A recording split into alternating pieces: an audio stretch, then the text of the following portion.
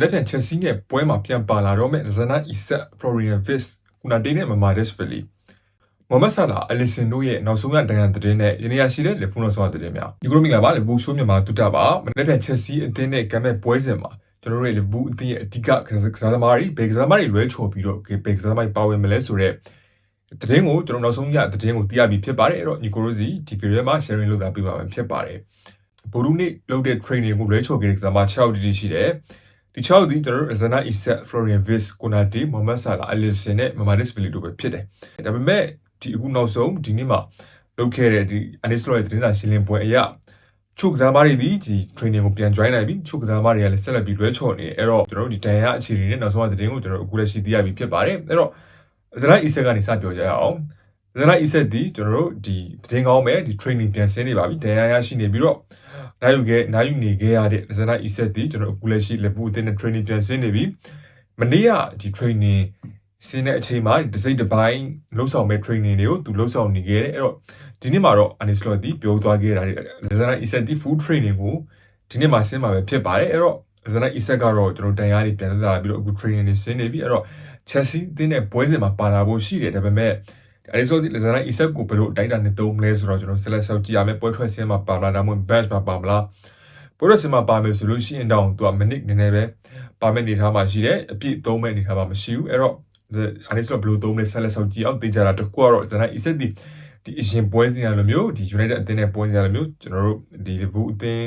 ဘက်ကလွဲချော်မှာမဟုတ်ဘဲနဲ့ဒီအနည်းဆုံးတော့ဒီ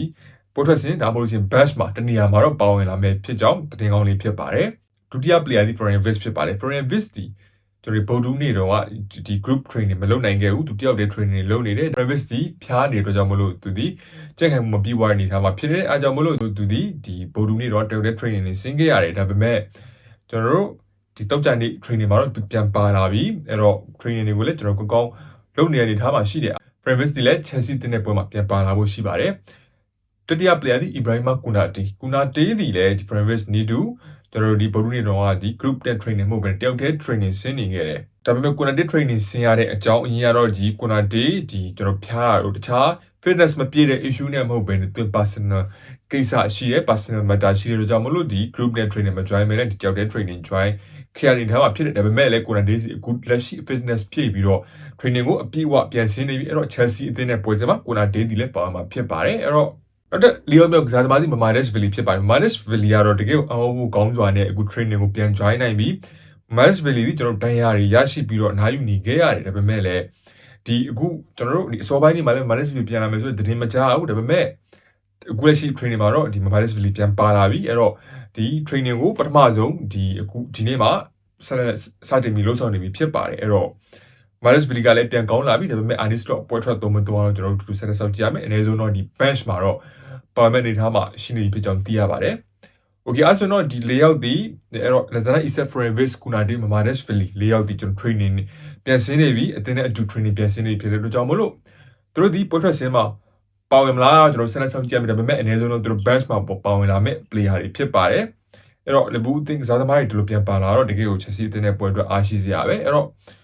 မိုဆာလာနဲ့ Alisson အကြောင်းလေးကျွန်တော်ပြောပြမယ်။ Alisson ဒီဒဏ်ရာပြန်သက်သာလာပေမဲ့လည်းဒီ fitness အရင်မပြည့်တဲ့အနေထားမှာဖြစ်တဲ့အတွက်ကြောင့်မလို့အသင်းနဲ့ကျွန်တော်တို့ training အခုထိမဆင်းနိုင်သေးဘူးဒါပေမဲ့သူပြန်လာဖို့တော်လေးကိုနီးစပ်နေပြီဖြစ်တယ်အဲ့တော့ Chelsea အသင်းနဲ့ပွဲမှာပါဖို့နည်းနည်းလေးခက်ခဲလိမ့်မယ်ဒါပေမဲ့လည်း Alisson ဒီ Chelsea နဲ့အသင်းပွဲပြီးလို့ရှိရင်ကျွန်တော်တောက်လျှောက်အနားယူပြီးတော့ဒီနောက်လာမယ့် Aston Villa နဲ့ပွဲမှာတော့ပါဖို့တော်လေးကိုအချိန်ကြီးကောင်းနေတယ်အဲ့တော့ Alisson တူ Mohamed Salah ဒီလည်းဒီပြန်လာဖို့တော်လေးကိုနီးစပ်နေပြီဒါပေမဲ့အခုလက်ရှိထိတော့အသင်းနဲ့တူမပူးပေါင်းနိုင်သေးဘူးအသင်းတူ training မဆင်းနိုင်သေးဘူးအားကြောင့်မလို့ဒီ Chelsea နဲ့အသင်းမှာတော့ဒီ Alisson နဲ့ Mohamed Salahပါဖို့ကတော့တော်တော်လေးကိုမလွယ်တဲ့အနေထားမှာဖြစ်တယ်ဒါပေမဲ့လည်း Chelsea အသင်းနဲ့ပွဲအပြီးကျွန်တော်တို့နောက်တပတ် Aston Villa နဲ့ပွဲစဉ်မှာတော့သူတို့နှစ်ယောက်ပြန်ပါလာဖို့အခြေအနေကောင်းနေတယ်ဒါပေမဲ့ဒီဂျားထဲမှာဘာမှထပ်ပြီးတော့ကျွန်တော်တရားထည့်ရရှိတာမျိုးတို့မပြောနေတဲ့အခြေအနေမျိုးမကြုံတွေ့ဘူးဆိုလို့ရှိရင်တော့ Alisson ရော Mohamed Salah ရောဒီ Chelsea နဲ့အသင်းပွဲစဉ်မှာမဟုတ်ဘဲနဲ့နောက်တပတ် Villa ပွဲစဉ်မှာဒီပါမှုတော်လေးကိုအခြေအနေများကြောင်းကျွန်တော်သိရပါတယ်အဲ့တော့အချုပ်ပြောရမယ်ဆိုလို့ရှိရင် Florian Wirtz နဲ့ Konate ကတော့ကျွန်တော်ပွဲထွက်ဆင်းမှာပါနိုင်တယ်ဒီ Lazana Isaac နဲ့ Mamadou Vili ကတော့ပြန်ပါလာတယ်ဆိုပေမဲ့လည်းပွဲထွက်သုံးမလားဒီကျွန်တော်တို့ဒီအရန်သုံးမလားဆိုတော့ Anis ရဲ့ဆုံးဖြတ်ချက်ပုံမူတည်တယ်ဒီ Mohamed Salah နဲ့ Alisson ကတော့မ join နိုင်တဲ့ကြောင့်မလို့ဒီ pass မှာပါဖို့လည်းမလွယ်သေးဘူးဒါပေမဲ့လည်းနောက်တစ်ပတ်မှာတော့သူတို့ ဒီနောက်တစ်ပတ် Aston Villa နဲ့ပွဲစဉ်မှာသူတို့ပြန်ပါလာမဲ့အခြေအနေလေးများနေတယ်မိုဆာလာနဲ့ Alisson နီးတူကျွန်တော်တို့ဒီ Chelsea နဲ့ပွဲကိုဆက်လက်ပြီး လွဲချော်မဲ့ player တွေကတော့ Hugo Ekitike ကျွန်တော်ကာလာရှိတဲ့နဲ့နားနေတယ်ပနောက်ဆိုပြတဲ့ဖြစ်တဲ့ Pin Giovanni Leoni ကျွန် ACL injury နဲ့ဆက်လက်နားနေတယ် Conor Bradley တို့ Wataru Endo တို့ Steven Bajcetic တို့အပြင်လူငယ်တဲ့ Simulation Dance သူတို့ဒီလေကာလာရှိတဲ့နဲ့တောက်လျှောက်ကိုနားယူတဲ့အတွက်ကြောင့်မလို့ Chelsea နဲ့အသင်းပွဲစဉ်မှာတော့လုံးဝမပါနိုင်ဘူးအဲ့တော့ညီကိုတော့ဘယ်လိုမြင်ကြလဲဘယ်ကစားသမားတွေရော Chelsea နဲ့အသင်းနဲ့ပွဲစဉ်မှာပါဝင်စေကြလဲကွန်မန့်ထဲမှာဝင်ရောက်ဆွေးနွေးသွားလို့ရပါတယ်အဲ့တော့အဆုံးထိကြည့်ရှုပေးကြလို့အားလုံးကိုကျေးဇူးတင်ပါတယ်